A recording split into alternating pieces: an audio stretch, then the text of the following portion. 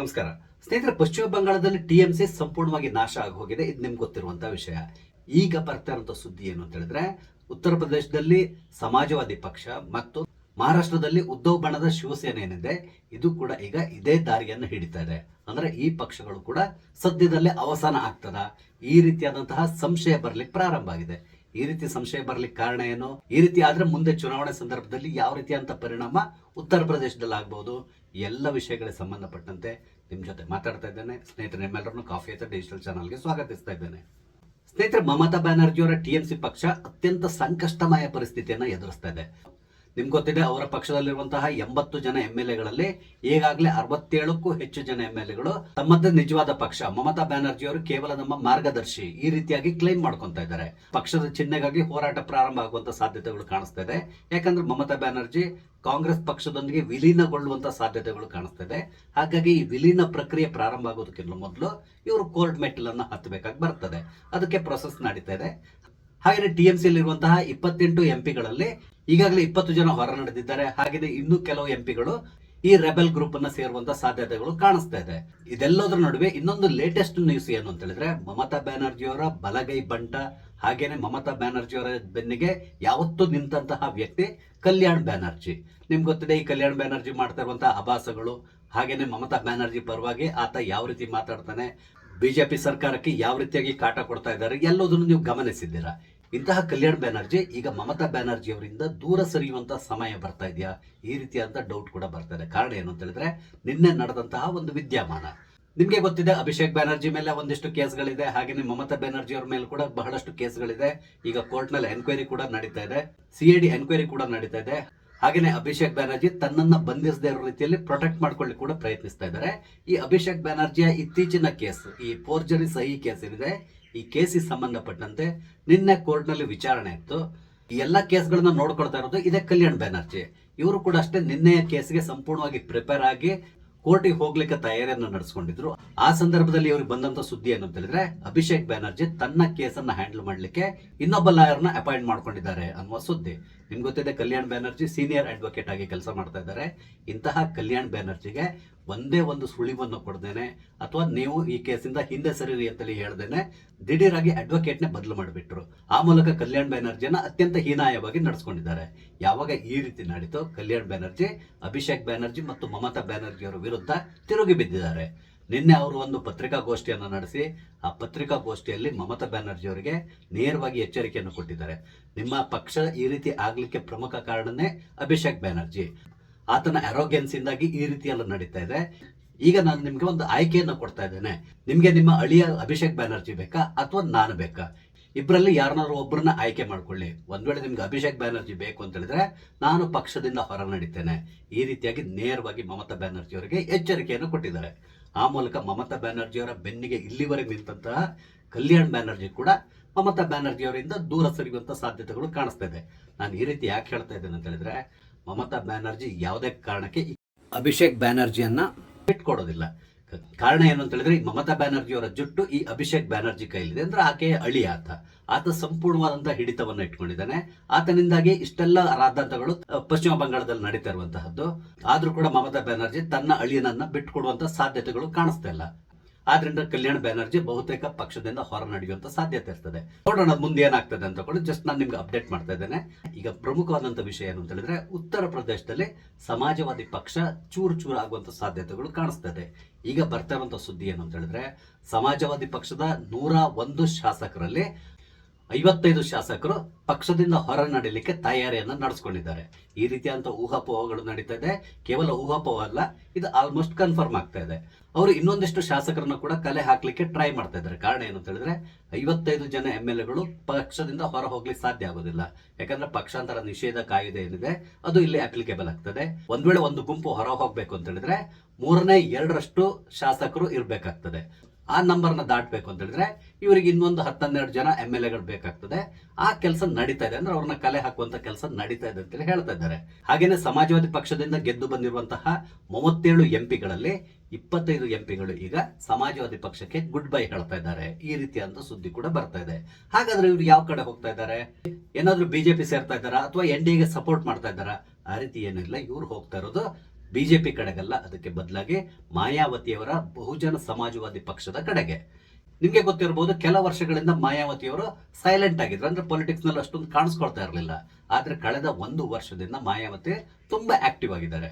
ಅವ್ರು ಈಗಾಗಲೇ ಹೇಳಿಕೆಯನ್ನು ಕೊಟ್ಟಿದ್ದಾರೆ, ಮುಂದಿನ ಉತ್ತರ ಪ್ರದೇಶ ಚುನಾವಣೆ ಸಂದರ್ಭದಲ್ಲಿ ನಾನು ಪೊಲಿಟಿಕ್ಸ್ಗೆ ರೀ ಎಂಟ್ರಿ ಕೊಡ್ತಾ ಇದ್ದೇನೆ, ನನ್ನ ಪಕ್ಷ ಎಲ್ಲಾ ಕಡೆಗಳಲ್ಲಿ ಸ್ಪರ್ಧೆ ಮಾಡ್ತದೆ, ಈ ರೀತಿಯಾಗಿ ಅವರು ಹೇಳಿಕೆಯನ್ನ ಕೊಟ್ಟಿದ್ದಾರೆ. 2027ರ ಚುನಾವಣೆ ಸಂದರ್ಭದಲ್ಲಿ ಮಾಯಾವತಿಯ ಬಿಎಸ್ಪಿ, ಬಿಜೆಪಿ ಮತ್ತು ಸಮಾಜವಾದಿ ಪಕ್ಷಕ್ಕೆ ಕಠಿಣ ಪೈಪೋಟಿಯನ್ನು ಕೊಡುವಂತ ಸಾಧ್ಯತೆಗಳು ಕಾಣಿಸ್ತಾ ಇದೆ. ಇದೇ ಸಂದರ್ಭದಲ್ಲಿ ಸಮಾಜವಾದಿ ಪಕ್ಷದ ಒಂದಿಷ್ಟು ಎಂಎಲ್ಎಗಳು ಮತ್ತು ಎಂಪಿಗಳು ಈಗ ಬಿಎಸ್ಪಿಯನ್ನ ಸೇರುವಂತಹ ಸಾಧ್ಯತೆಗಳು ಕಾಣಿಸ್ತಾ ಇದೆ. ಈ ರೀತಿ ಆಗ್ಲಿಕ್ಕೆ ಕಾರಣ ಏನು? ಇದಕ್ಕಿದ್ದಾಗೆ ಈ ಅಖಿಲೇಶ್ ಯಾದವ್ನ ಬಿಟ್ಟು ಅವರು ಹೊರ ನಡೆಯಲಿಕ್ಕೆ ಕಾರಣ ಏನು? ಬೇರೇನೂ ಅಲ್ಲ, ಅಲ್ಲಿರುವಂತಹ ಅತಿಯಾದ ಕೌಟುಂಬಿಕ ರಾಜಕಾರಣ ಮತ್ತು ಈತನ ನಡವಳಿಕೆ. ನೀವು ಒಂದು ನೆನ್ಪಿಟ್ಕೊಂಡಿರಿ, ಈ ಅಖಿಲೇಶ್ ಯಾದವ್ ಇರ್ಬೋದು, ಟಿಎಂಸಿಯ ಮಮತಾ ಬ್ಯಾನರ್ಜಿ ಇರ್ಬೋದು, ಹಾಗೇನೆ ಅರವಿಂದ್ ಕೇಜ್ರಿವಾಲ್ ಇರ್ಬೋದು, ಇವರೆಲ್ಲರ ಮೆಂಟಾಲಿಟಿ ಯಾವ ರೀತಿ ಅಂತ ಹೇಳಿದ್ರೆ, ಈ ಪಕ್ಷ ಸಂಪೂರ್ಣವಾಗಿ ನಮ್ಮ ಹಿಡಿತದಲ್ಲೇ ಇರಬೇಕು, ನಾವು ಏನ್ ಹೇಳ್ತೀವೋ ಅದನ್ನೇ ಇವ್ರು ಕೇಳಬೇಕು, ಈ ರೀತಿಯಾಗಿ ನಡ್ಕೊಳ್ತಾರೆ. ಅದಲ್ಲದೆ ಟಿಕೆಟ್ ಹಂಚಿಕೆ ಸಂದರ್ಭದಲ್ಲಿ ಕೂಡ ಅಷ್ಟೇ, ನಾವು ಏನ್ ಹೇಳ್ತೀವೋ ಅದೇ ನಡಿಬೇಕು, ಈ ರೀತಿಯಾದಂತಹ ಮೆಂಟಾಲಿಟಿಯವರು ಇವರು. ಆದ್ರಿಂದಾಗಿ ಈ ಪಕ್ಷದ ಒಳಗಡೆ ಅಸಹನೆ ಕುದೀತಾ ಇದೆ. ಈ ಅಸಹನೆಯ ಪರಿಣಾಮ ಈಗ ಕೆಲವರು ಹೊರಗಡೆ ನಡೆದಿದ್ದಾರೆ. ನೀವು ಗಮನಿಸಿರ್ಬೋದು, ಟಿಎಂಸಿ ಕೆಲವರು ಕೊಡ್ತಾ ಇರುವಂತಹ ಹೇಳಿಕೆ, ಈಗ ಯಾವ ಹೊರಗಡೆ ಬಂದಿದ್ದಾರಲ್ಲ ಅವ್ರು ಹೇಳ್ತಾ ಇರುವಂತಹ ಕೆಲವೊಂದು ಮಾತುಗಳನ್ನ ಕೇಳಿದ್ರೆ ನಿಮ್ಗೆ ಅರ್ಥ ಆಗ್ತದೆ. ನಾವು ಯಾವತ್ತೂ ಟಿಎಂಸಿಯಿಂದ ಹೊರ ಬರಬೇಕು ಅಂತಕೊಂಡು ಪ್ಲಾನ್ ಮಾಡ್ಕೊಂಡಿದ್ವಿ, ಆದ್ರೆ ಮಮತಾ ಬ್ಯಾನರ್ಜಿ ಅವರ ಕೈಲಿ ಅಧಿಕಾರ ಇದ್ದಿತ್ತು, ಆದ್ರಿಂದಾಗಿ ನಮ್ಗೆ ಹೊರಗಡೆ ಬರ್ಲಿಕ್ಕೆ ಸಾಧ್ಯ ಆಗ್ಲಿಲ್ಲ. ಯಾಕೆಂದ್ರೆ ನಮ್ಗೆ ಜೀವ ಭಯ ಇತ್ತು, ಆ ಭಯದಿಂದಾಗಿ ನಾವು ಸೈಲೆಂಟ್ ಆಗಿದ್ವಿ. ಆದ್ರೆ ಈಗ ಮಮತಾ ಬ್ಯಾನರ್ಜಿ ಅಧಿಕಾರವನ್ನ ಕಳ್ಕೊಂಡಿದ್ದಾರೆ, ಆದ್ರಿಂದಾಗಿ ನಾವೀಗ ಧೈರ್ಯವಾಗಿ ಹೊರ ಬರ್ತಾ ಇದ್ದೇವೆ, ನಮ್ಗೆ ಖಂಡಿತವಾಗಿ ರಕ್ಷಣೆ ಸಿಗ್ತದೆ ಅನ್ನೋ ನಂಬಿಕೆ ಇದೆ, ಹಾಗಾಗಿ ನಾವೀಗ ಪಕ್ಷದಿಂದ ಹೊರ ಬಂದಿದ್ದೇವೆ, ಮಮತಾ ಬ್ಯಾನರ್ಜಿ ಅವರ ವಿರುದ್ಧವಾಗಿ ನಾವೀಗ ಓಪನ್ ಆಗಿ ಮಾತಾಡ್ತಾ ಇದ್ದೇವೆ, ಈ ರೀತಿಯಾದಂತಹ ಹೇಳಿಕೆಗಳನ್ನು ಕೂಡ ಕೊಟ್ಟಿದ್ದಾರೆ. ಅಂದ್ರೆ ನಿಮ್ಗೆ ಗೊತ್ತಾಗ್ತದೆ ಇವರ ಮೆಂಟಾಲಿಟಿ ಯಾವ ರೀತಿ ಇತ್ತು ಅಂತ ತಿಳ್ಕೊಂಡು. ಅದೇನೇ ಇರಲಿ, ಈಗ ಸಮಾಜವಾದಿ ಪಕ್ಷದ ವಿಷಯಕ್ಕೆ ಬರೋದಾದ್ರೆ ಇಲ್ಲಿ ಕೂಡ ಅಷ್ಟೇ ಕೌಟುಂಬಿಕ ರಾಜಕಾರಣ ಮತ್ತು ಇನ್ನೊಂದು ಇವ್ರದ್ದೊಂದು ಪಾಲಿಸಿ ಇದೆ, MY ಪಾಲಿಸಿ ಅಂತೇಳಿ ಹೇಳ್ತಾರೆ, ಮುಸ್ಲಿಂ ಮತ್ತು ಯಾದವ್ ಪಾಲಿಸಿ. ಅಂದ್ರೆ ಇವರು ಸಾಮಾನ್ಯವಾಗಿ ಟಿಕೆಟ್ ಕೊಡೋ ಸಂದರ್ಭದಲ್ಲಿ ಮುಸಲ್ಮಾನರನ್ನ ಪ್ರಿಫರ್ ಮಾಡ್ತಾರೆ, ಹಾಗೇನೆ ಯಾದವ್ರನ್ನ ಪ್ರಿಫರ್ ಮಾಡ್ತಾರೆ. ಯಾದವ್ರು ಅಂತ ಹೇಳಿದ್ರೆ ಬೇರೆ ಇನ್ಯಾರಿಗೂ ಕೊಡ್ಲಿಕ್ಕೆ ಹೋಗಲ್ಲ, ಅದಕ್ಕೆ ಬದಲಾಗಿ ತಮ್ಮ ಸಂಬಂಧಿಕರು ಯಾರೆಲ್ಲ ಇದ್ದಾರೆ ಅವ್ರನ್ನೆಲ್ಲರನ್ನು ಹುಡುಕಿ ಒಂದಿಷ್ಟು ಜನರಿಗೆ ಟಿಕೆಟ್ ಕೊಡ್ತಾರೆ. ಆ ಮೂಲಕ ಪಕ್ಷಕ್ಕಾಗಿ ದುಡಿದವ್ರು ಇರ್ಬೋದು ಅಥವಾ ಬೇರೆ ಕಾರ್ಯಕರ್ತರು ಇರ್ಬೋದು, ಅವರೆಲ್ಲರನ್ನು ಇವ್ರು ನೆಗ್ಲೆಕ್ಟ್ ಮಾಡ್ತಾರೆ. ಚುನಾವಣೆ ಸಂದರ್ಭದಲ್ಲಿ ತಮ್ಮ ಸಂಬಂಧಿಗಳಿಗೆ ಟಿಕೆಟ್ ಅನ್ನ ಕೊಡ್ತಾರೆ. ಹಾಗಾಗಿ ಬಹಳಷ್ಟು ಜನರಿಗೆ ಮುಂದಿನ ಚುನಾವಣೆ ಸಂದರ್ಭದಲ್ಲಿ ಟಿಕೆಟ್ ತಪ್ಪಿ ಹೋಗುವಂತ ಸಾಧ್ಯತೆಗಳು ಕೂಡ ಇತ್ತು. ಅದಲ್ಲದೇನೆ ಈತನ ಬಗ್ಗೆ ಒಳಗೊಳಗಡೆ ಇವರೆಲ್ಲರೂ ಕೂಡ ಕುದೀತಾ ಇದ್ರು. ಈಗ ಇವರೆಲ್ಲರೂ ಕೂಡ ಸಿಡಿದೆದ್ದು ಹೊರ ಬರ್ತಾ ಇದ್ದಾರೆ. ಪ್ರದೇಶದಲ್ಲಿ ಹಿಂದುಳಿದ ವರ್ಗ ಏನಿದೆ ಅವರು ಸಂಪೂರ್ಣವಾಗಿ ಮಾಯಾವತಿ ಜೊತೆಗೆ ನಿಲ್ಲುವಂತ ಸಾಧ್ಯತೆಗಳಿರ್ತದೆ.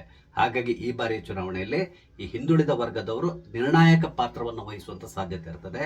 ಇದನ್ನ ಅರಿತಿರುವಂತಹ ಈ ಸಮಾಜವಾದಿ ಪಕ್ಷದ MLAಗಳಿರ್ಬೋದು, MP ಗಳಿರ್ಬೋದು, ಅವರು ಈಗಾಗಲೇ ಪಕ್ಷವನ್ನ ಬದಲಾಯಿಸಲಿಕ್ಕೆ ಪ್ಲಾನ್ ಅನ್ನ ಮಾಡ್ತಾ ಇದ್ದಾರೆ. ಅಂದ್ರೆ ಮುಂದಿನ ಚುನಾವಣೆಯಲ್ಲಿ ನಾವು ಮಾಯಾವತಿ ಜೊತೆ ನಿಂತ್ರೆ ಖಂಡಿತವಾಗಿ ನಮ್ಗೆ ಟಿಕೆಟ್ ಕೂಡ ಸಿಗ್ತದೆ, ಹಾಗೇನೆ ನಾವು ಗೆಲ್ಲಲಿಕ್ಕೂ ಕೂಡ ಸಾಧ್ಯತೆ ಇರ್ತದೆ, ಈ ರೀತಿಯಾಗಿ ಅವರು ಯೋಚನೆ ಮಾಡ್ತಾ ಇದ್ದಾರೆ.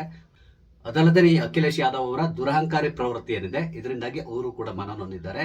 ಹಾಗಾಗಿ ಇವರೆಲ್ಲರೂ ಕೂಡ ಪಕ್ಷವನ್ನು ಬಿಟ್ಟು ಹೊರ ನಡೀಲಿಕ್ಕೆ ಪ್ಲಾನ್ ನ ಮಾಡ್ತಾ ಇದ್ದಾರೆ. ಇಲ್ಲಿ ಇನ್ನೊಂದು ಇಂಟ್ರೆಸ್ಟಿಂಗ್ ವಿಷಯ ಏನು ಅಂತ ಹೇಳಿದ್ರೆ, ಇತ್ತೀಚಿನ ದಿನಗಳಲ್ಲಿ ಮಾಯಾವತಿ ನರೇಂದ್ರ ಮೋದಿಯನ್ನ ಪದೇ ಪದೇ ಹೊಗಳ್ತಾ ಇದ್ದಾರೆ. ನರೇಂದ್ರ ಮೋದಿ ಅವರು ಉತ್ತಮವಾದಂತಹ ಆಡಳಿತವನ್ನು ಕೊಡ್ತಾ ಇದ್ದಾರೆ ಅಂತ ಹೇಳಿ ಹೇಳ್ತಾ ಇದ್ದಾರೆ. ಹಾಗೇನೆ ಅವ್ರ ಜೊತೆಗೆ ಒಂದು ಉತ್ತಮವಾದಂತಹ ಬಾಂಧವ್ಯವನ್ನು ಕೂಡ ಅವ್ರು ಮೇಂಟೈನ್ ಮಾಡ್ಕೊಂಡು ಬರ್ತಾ ಇದ್ದಾರೆ. ಆ ಮೂಲಕ ನಾನು ನರೇಂದ್ರ ಮೋದಿ ಅವರಿಗೆ ಸಪೋರ್ಟ್ ಮಾಡ್ತೇನೆ, ಅವರು ಮಾಡ್ತಾ ಇರುವಂತಹ ಅಭಿವೃದ್ಧಿ ಕಾರ್ಯಕ್ಕೆ ನಾನು ಶ್ಲಾಘಿಸ್ತೇನೆ, ಈ ರೀತಿಯಾಗಿ ಹೇಳಿಕೆಯನ್ನ ಕೊಟ್ಟಿದ್ದಾರೆ. ಇದರ ಅರ್ಥ ಏನು ಅಂತ ಹೇಳಿದ್ರೆ, ಈಗ ಈ MP ಗಳಿರ್ಬೋದು ಅಥವಾ MLAಗಳಿರ್ಬೋದು BSP ಜೊತೆಗೆ ಸೇರ್ಕೊಂಡ್ರೆ ಇವರು ಮುಂದಿನ ದಿನಗಳಲ್ಲಿ NDAಗೆ ಸಪೋರ್ಟ್ ಮಾಡುವಂತ ಸಾಧ್ಯತೆಗಳು ಇದೆ. ನಿಮ್ಗೆ ಗೊತ್ತಿದೆ 2027ಕ್ಕೆ ಅಲ್ಲಿ ಚುನಾವಣೆ ಇದೆ. ಸದ್ಯದ ಪರಿಸ್ಥಿತಿಯನ್ನು ನೋಡಿದ್ರೆ ಮತ್ತು ಬರ್ತಾ ಇರುವಂತಹ ಹಲವಾರು ಸರ್ವೆಗಳನ್ನು ನೋಡಿದ್ರೆ ಒಂದಂತೂ ಕ್ಲಿಯರ್ ಆಗಿ ಗೊತ್ತಾಗ್ತಿರೋದು ಏನು ಅಂತ ಹೇಳಿದ್ರೆ, ಉತ್ತರ ಪ್ರದೇಶದಲ್ಲಿ ಪುನಃ ಯೋಗಿ ಆದಿತ್ಯನಾಥ್ ಗೆದ್ದು ಬರ್ತಾರೆ ಅಂತೇಳಿ. ಯಾಕಂದ್ರೆ ಅವ್ರು ಮಾಡಿರುವಂತಹ ಕೆಲಸ ಅಭಿವೃದ್ಧಿಯಲ್ಲಿ ದೇಶದಲ್ಲೇ ಈಗ 3ನೇ ಸ್ಥಾನಕ್ಕೆ ಉತ್ತರ ಪ್ರದೇಶ ತಲುಪಿದೆ. ಅದಲ್ಲದೆ ಅಲ್ಲಿ ಕಾನೂನು ಸುವ್ಯವಸ್ಥೆ ಯಾವ ಮಟ್ಟಿಗೆ ಸುಧಾರಿಸಿದೆ ಅನ್ನೋದು ಇಡೀ ದೇಶಕ್ಕೆ ಗೊತ್ತಿರುವಂತಹದ್ದು. ಹಾಗಾಗಿ ಅಲ್ಲಿಯ ಜನತೆ ಈ ಬಾರಿ ಚುನಾವಣೆಯಲ್ಲಿ ಖಂಡಿತವಾಗಿ ಯೋಗಿ ಆದಿತ್ಯನಾಥ್ ಅವರಿಗೆ ಸಪೋರ್ಟ್ ಮಾಡ್ತಾರೆ ಅನ್ನೋದು ಎಲ್ಲರಿಗೂ ಗೊತ್ತಿರುವಂತಹ ವಿಷಯ. ಉತ್ತರ ಪ್ರದೇಶದಲ್ಲಿ ಪ್ರಮುಖ ವಿರೋಧ ಪಕ್ಷ ಸಮಾಜವಾದಿ ಪಕ್ಷ. ಒಂದ್ ವೇಳೆ ಸಮಾಜವಾದಿ ಪಕ್ಷದ ಟಿಕೆಟ್ ನಲ್ಲಿ ನಾವು ಸ್ಪರ್ಧೆ ಮಾಡಿದ್ರೆ ಖಂಡಿತವಾಗಿ ನಮ್ಗೆ ಗೆಲ್ಲಿಕ್ಕೆ ಆಗೋಲ್ಲ ಅನ್ನೋದು ಇವರು ಈಗಾಗಲೇ ಗೊತ್ತಾಗ್ಬಿಟ್ಟಿದೆ. ಹಾಗಾಗಿ ಅವರು ಈಗ ಮಾಯಾವತಿ ಅವರ BSP ಅನ್ನ ಸೇರ್ಲಿಕ್ಕೆ ತುದಿಗಾಲಲ್ಲಿ ನಿಂತಿದ್ದಾರೆ. ಸದ್ಯಕ್ಕೆ ಬರ್ತಾ ಇರುವಂತಹ ಸುದ್ದಿ ಏನು ಅಂತ ಹೇಳಿದ್ರೆ, ಮಾಯಾವತಿ ಮುಂದಿನ ಚುನಾವಣೆ ಸಂದರ್ಭದಲ್ಲಿ ಬಿಜೆಪಿ ಜೊತೆಗೆ ಹೊಂದಾಣಿಕೆಯನ್ನು ಮಾಡಿಕೊಳ್ಳುವಂತ ಸಾಧ್ಯತೆ ಇದೆ. ಒಂದ್ ವೇಳೆ ಆ ರೀತಿ ಏನಾದ್ರು ಆದ್ರೆ ಈ MLAಗಳು ಯಾರೆಲ್ಲ ಈಗ ಸಮಾಜವಾದಿ ಪಕ್ಷವನ್ನ ಬಿಟ್ಟು BSP ಸೇರ್ತಾ ಇದ್ದಾರೆ, ಅದರಲ್ಲಿ ಒಂದಿಷ್ಟು ಜನ ಪುನಃ ಗೆದ್ದು ಬರುವಂತ ಸಾಧ್ಯತೆ ಇರ್ತದೆ. ಇದನ್ನೆಲ್ಲ ಮನಗಂಡೆ ಈಗ ಅವರು ತಮ್ಮ ಪಕ್ಷವನ್ನ ಬದಲಾಯಿಸ್ತಾ ಇದ್ದಾರೆ.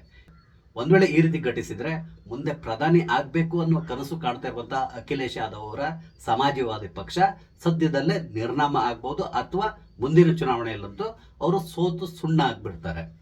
ಇದು ಉತ್ತರ ಪ್ರದೇಶದ ಕತೆ. ಆದ್ರೆ ಮಹಾರಾಷ್ಟ್ರಕ್ಕೆ ಬಂದ್ರೆ ಮಹಾರಾಷ್ಟ್ರದಲ್ಲಿ ಕೂಡ ಕೆಲವೊಂದು ಸಮಸ್ಯೆಗಳು ಕಾಣಿಸ್ಕೊಳ್ತಾ ಇದೆ. ಮಹಾರಾಷ್ಟ್ರದಲ್ಲಿ ಉದ್ಧವ್ ಬಣದ ಶಿವಸೇನೆ ಏನಿದೆ, ಈ ಪಕ್ಷದಲ್ಲಿರುವಂತಹ 9 ಜನ ಎಂಪಿಗಳಲ್ಲಿ 7 ಜನ ಎಂಪಿಗಳು ಶಿಂದೆ ಬಣಕ್ಕೆ ಸೇರುವಂತ ಸಾಧ್ಯತೆಗಳು ಕಾಣಿಸ್ತಾ ಇದೆ. ಈಗಾಗಲೇ ಮಾತುಕತೆ ನಡೆದಿದೆ ಅಂತ ಹೇಳ್ತಾ ಇದ್ದಾರೆ. ಈ ರೀತಿ ಅವರು ನಿರ್ಧಾರ ಮಾಡಲಿಕ್ಕೆ ಪ್ರಮುಖ ಕಾರಣ ಏನು ಅಂತ ಹೇಳಿದ್ರೆ ಉದ್ಧವ್ ಠಾಕ್ರೆ ಮತ್ತು ಆತನ ಮಗ ಆದಿತ್ಯ ಠಾಕ್ರೆ. ನಿಮ್ಗೆ ತುಂಬಾ ಚೆನ್ನಾಗಿ ಗೊತ್ತಿದೆ, ಬಾಳ್ ಠಾಕ್ರೆ ಅವರು ಈ ಶಿವಸೇನೆಯನ್ನ ಸ್ಥಾಪನೆ ಮಾಡಿದ ಸಂದರ್ಭದಲ್ಲಿ ಅವರ ಥಾಟ್ಸ್ ಏನಿತ್ತು, ಅವರು ಯಾವ್ದರ ವಿರುದ್ಧವಾಗಿ ಹೋರಾಟ ನಡೆಸ್ತಾ ಇದ್ರು, ಇದೆಲ್ಲದನ್ನು ನಾವು ನೋಡಿದ್ದೇವೆ. ಆದ್ರೆ ಬಾಳ್ ಠಾಕ್ರೆ ಅವರ ನಂತರ ಈ ಉದ್ಧವ್ ಠಾಕ್ರೆ ಯಾವಾಗ ಮುಖ್ಯಮಂತ್ರಿ ಆದ್ನೋ ಆ ದಿನದಿಂದ ಶಿವಸೇನೆ ಅವನತಿಯತ್ತ ಸಾಗ್ತು. ಬಾಳ್ ಠಾಕ್ರೆ ಯಾವ ರೀತಿಯಾಗಿ ಈ ಪಕ್ಷವನ್ನು ಮುನ್ನಡೆಸಿದ್ದಾರೆ ಅಂತ ಹೇಳಿದ್ರೆ, ತಾನು ಯಾವುದೇ ಕಾರಣಕ್ಕೆ ಚುನಾವಣೆಯಲ್ಲಿ ಸ್ಪರ್ಧೆ ಮಾಡೋದಿಲ್ಲ, ನನಗೆ ಮುಖ್ಯಮಂತ್ರಿ ಆಗ್ಬೇಕು ಅಥವಾ ಪ್ರಧಾನಮಂತ್ರಿ ಆಗ್ಬೇಕು ಅನ್ನುವ ಯಾವುದೇ ಆಸೆ ಇಲ್ಲ, ನಾನೇನಿದ್ರು ಕೂಡ ಕಿಂಗ್ ಮೇಕರ್ ಆಗಿರ್ತೇನೆ, ಈ ರೀತಿಯಾಗಿ ಬದುಕಿದಂತಹ ವ್ಯಕ್ತಿ ಬಾಳ್ ಠಾಕ್ರೆ ಅವರು.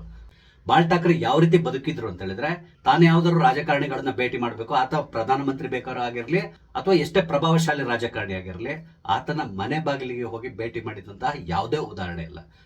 ಅವ್ರು ಏನಾದ್ರು ಬಾಳ್ ಠಾಕ್ರೆ ಭೇಟಿ ಮಾಡ್ಬೇಕು ಅಂತ ಹೇಳಿದ್ರೆ ಮಾತೋಶ್ರೀಗೆ ಬರ್ಬೇಕಾಗಿತ್ತು. ನಿಮ್ಗೆ ಗೊತ್ತಿರಬಹುದು, ವಾಜಪೇಯಿ ಇರಬಹುದು ಅಥವಾ ಲಾಲ್ ಕೃಷ್ಣ ಅಡ್ವಾಣಿ ಇರಬಹುದು ಅಥವಾ ಇನ್ಯಾವುದೇ ಉನ್ನತ ನಾಯಕರು ಇರಬಹುದು, ಅವ್ರೆಲ್ಲರೂ ಕೂಡ ಅಷ್ಟೇ ಬಾಳ್ ಠಾಕ್ರೆ ಅವ್ರನ್ನ ಭೇಟಿ ಮಾಡ್ಬೇಕು ಅಂತ ಹೇಳಿದ್ರೆ ಅವ್ರನ್ನೇನೋ ದೆಹಲಿ ಕರ್ಸ್ಕೊಳ್ತಾ ಇರ್ಲಿಲ್ಲ. ಅದಕ್ಕೆ ಬದಲಾಗಿ ನೇರವಾಗಿ ಮುಂಬೈ ಬಂದು ಮಾತೋಶ್ರೀಗೆ ಹೋಗಿ ಅಲ್ಲಿ ಬಾಳ್ ಠಾಕ್ರೆ ಅವ್ರನ್ನ ಭೇಟಿ ಮಾಡಿ ಬರ್ತಾ ಇದ್ರು. ಆ ರೀತಿಯಾದಂತಹ ಹಿಡಿತವನ್ನ ಇಟ್ಕೊಂಡಿದ್ದಂತಹ ಬಾಳ್ ಠಾಕ್ರೆ ಮಗ ಉದ್ಧವ್ ಠಾಕ್ರೆ ತಾನು ಮುಖ್ಯಮಂತ್ರಿ ಆಗ್ಬೇಕು ಅನ್ನೋ ಆಸೆಯಿಂದ ಈ ಪಕ್ಷವನ್ನೇ ಬಲಿ ಕೊಟ್ರು. ಇದೆಲ್ಲವೂ ನಿಮ್ಗೆ ಗೊತ್ತಿರುವಂತ ವಿಷಯ, ಅದ್ರ ಬಗ್ಗೆ ನಾನೇನು ಹೇಳಬೇಕಾಗಿಲ್ಲ.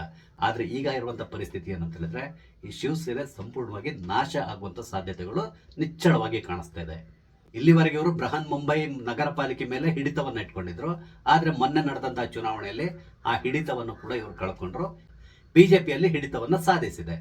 ಈ ಎಲ್ಲ ಬೆಳವಣಿಗೆಗಳಿಂದಾಗಿ ಈತನ ಪಕ್ಷದಲ್ಲಿರುವಂತಹ ಎಂಪಿಗಳಿರ್ಬೋದು, MLAಗಳಿರ್ಬೋದು, ಇವರೆಲ್ಲರಿಗೂ ಒಂದಂತೂ ಕ್ಲಿಯರ್ ಆಗಿಬಿಟ್ಟಿದೆ, ಮುಂದಿನ ಚುನಾವಣೆಯವರೆಗೆ ನಾವು ಇದೇ ಪಕ್ಷದಲ್ಲಿ ಉಳ್ಕೊಂಡ್ರೆ ಖಂಡಿತವಾಗಿ ನಾವು ನಾಮಾವಶೇಷವಾಗಿ ಹೋಗ್ಬಿಡ್ತೇವೆ, ನಮ್ಗೆ ಯಾರು ಕೂಡ ವೋಟ್ ಹಾಕೋದಿಲ್ಲ, ನಮ್ಮ ರಾಜಕೀಯ ಜೀವನವೇ ಅಂತ್ಯ ಆಗ್ತದೆ.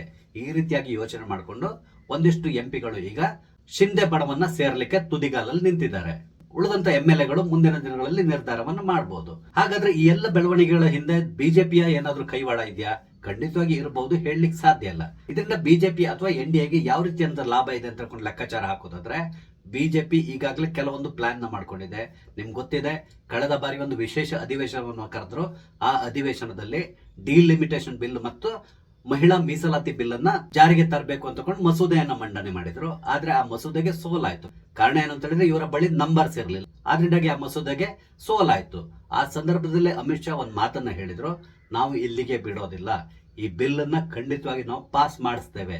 ಈ ರೀತಿಯಾಗಿ ಅವರು ಗುಡುಗಿದ್ರು. ಅದನ್ನ ಈಗ ಸಾಧಿಸ್ಲಿಕ್ಕೆ ಹೊರಟ ರೀತಿಯಲ್ಲಿ ಕಾಣಿಸ್ತಾ ಇದೆ. ಮುಂದಿನ ತಿಂಗಳು ಮುಂಗಾರು ಅಧಿವೇಶನ ಪ್ರಾರಂಭ ಆಗ್ತದೆ. ಆ ಅಧಿವೇಶನದ ಸಂದರ್ಭದಲ್ಲಿ ಈ ಬಿಲ್ ಅನ್ನ ಪುನಃ ಮಂಡನೆ ಮಾಡುವಂತ ಸಾಧ್ಯತೆಗಳು ಕಾಣಿಸ್ತಾ ಇದೆ. ಆ ಸಂದರ್ಭದಲ್ಲಿ ಈ ಬಿಲ್ ಪಾಸ್ ಆಗ್ಬೇಕು ಅಂತ ಹೇಳಿದ್ರೆ ಇವರಿಗೆ ಬೇಕಾದಷ್ಟು ನಂಬರ್ಸ್ ಇವರು ಕ್ರೋಢೀಕರಣ ಮಾಡಬೇಕು. ಆ ಕೆಲಸ ಈಗ ನಡೀತಾ ಇರೋ ರೀತಿಯಲ್ಲಿ ಕಾಣಿಸ್ತಾ ಇದೆ. ಈಗಾಗಲೇ ಮಾಯಾವತಿ ಜೊತೆ ಸೇರ್ತಾ ಇರುವಂತಹ ಎಂಪಿಗಳು, ಹಾಗೇನೆ ಶಿಂದೆ ಬಣವನ್ನ ಸೇರ್ತಾ ಇರುವಂತಹ ಶಿವಸೇನೆಯ ಉದ್ಧವ್ ಬಣದ ಸಂಸದರು, ಅದ್ರ ಜೊತೆಗೆ TMC 20 ಜನ ಎಂಪಿಗಳು ಕೂಡ ಸೇರ್ಕೊಳ್ತಾ ಇದ್ದಾರೆ. ಇವರೆಲ್ಲರೂ ಕೂಡ NDAಗೆ ಸಪೋರ್ಟ್ ಆಗಿ ನಿಲ್ತಾರೆ. ಅದ್ರ ಜೊತೆಗೆ NDAಗೆ ಇನ್ನೊಂದು ಬಲ ಏನು ಅಂತ ಹೇಳಿದ್ರೆ, ಈಗಾಗಲೇ ಕಾಂಗ್ರೆಸ್ ತಮಿಳುನಾಡಿನಲ್ಲಿ ಎಡವಟ್ಟನ್ನ ಮಾಡ್ಕೊಂಡಿದೆ. ಅವರು DMK ಬಣವನ್ನ ಬಿಟ್ಟು ಈಗ ವಿಜಯ್ ಬಣವನ್ನ ಸೇರ್ಕೊಂಡಿದ್ದಾರೆ. ಒಂದ್ ವೇಳೆ ಈ ಬಿಲ್ ಮಂಡನೆ ಆದ್ರೆ ಆ ಸಂದರ್ಭದಲ್ಲಿ DMK ನ್ಯೂಟ್ರಲ್ ಆಗುವಂತ ಸಾಧ್ಯತೆ ಇದೆ. ಅಂದ್ರೆ ಅವರು ಸಪೋರ್ಟ್ ಮಾಡದೇ ಇರಬಹುದು ಅಥವಾ ಸಭಾತ್ಯಾಗ ಮಾಡುವಂತ ಸಾಧ್ಯತೆ ಇರ್ತದೆ. ಆ ಮೂಲಕ ಈ ಮಸೂದೆ ಏನಿದೆ ಅದನ್ನ ಪಾಸ್ ಮಾಡಿಸುವಂತ ಸಾಧ್ಯತೆಗಳು ಕೂಡ ಇದೆ. ಈ ಎಲ್ಲ ಬಿಲ್ಗಳನ್ನ ಪಾಸ್ ಮಾಡಿಸ್ಕೋಬೇಕು ಅಂತ ಹೇಳಿದ್ರೆ ಇವರಿಗೆ ಒಂದಿಷ್ಟು ಬೆಂಬಲ ಬೇಕಾಗ್ತದೆ. ಆ ಬೆಂಬಲವನ್ನ ಕ್ರೋಢೀಕರಣ ಮಾಡುವುದರಲ್ಲಿ ಸದ್ಯಕ್ಕೆ NDA ಯಶಸ್ಸನ್ನ ಗಳಿಸಿದ ರೀತಿಯಲ್ಲಿ ಕಾಣಿಸ್ತಾ ಇದೆ. ಆ ಮೂಲಕ 2029 ಚುನಾವಣೆ ಸಂದರ್ಭದಲ್ಲಿ NDA ಅತ್ಯಂತ ಬಲಿಷ್ಠವಾಗಿ ಚುನಾವಣಾ ಕಣಕ್ಕೆ ಧುಮುಕ್ತದೆ. ಹಾಗೂ ಈಗಾಗಲೇ ಜರ್ಜರಿತವಾಗಿರುವಂತಹ ಇಂಡಿ ಒಕ್ಕೂಟವನ್ನ ಸರ್ವನಾಶ ಮಾಡ್ತದ, ಈ ರೀತಿಯಂತ ಸಂಶಯ ಕೂಡ ಬಂದೇ ಬರ್ತದೆ. ಸ್ನೇಹಿತರೆ, ಈಗ ಉತ್ತರ ಪ್ರದೇಶ ಇರ್ಬೋದು ಅಥವಾ ಮಹಾರಾಷ್ಟ್ರದಲ್ಲಿರ್ಬೋದು, ಹಾಗೇನೆ ಪಶ್ಚಿಮ ಬಂಗಾಳದಲ್ಲಿರ್ಬೋದು, ಇಲ್ಲಿ ನಡೀತಿರುವಂತಹ ಈ ಎಲ್ಲ ವಿದ್ಯಮಾನಗಳ ಹಿಂದೆ ಬಿಜೆಪಿಯ ಕೈವಾಡ ಏನಾದರೂ ಇದೆಯಾ? ನಿಮ್ಗೆ ಏನನ್ಸ್ತದೆ? ನಿಮ್ಮ ಅನಿಸಿಕೆಗಳನ್ನ ದಯವಿಟ್ಟು ಕಮೆಂಟ್ ಮುಖಾಂತರ ತಿಳಿಸಿ. ಹಾಗೆಯೇ ಇಲ್ಲಿ ನಾನು ಹಂಚಿಕೊಂಡಂತ ವಿಷಯ ಇಷ್ಟ ಆದ್ರೆ ಲೈಕ್ ಮಾಡಿ, ಶೇರ್ ಮಾಡಿ, ದಯವಿಟ್ಟು ನನ್ನ ಚಾನಲ್ ಸಬ್ಸ್ಕ್ರೈಬ್ ಮಾಡಿ. ನಮಸ್ತೆ, ಜೈ ಹಿಂದ್.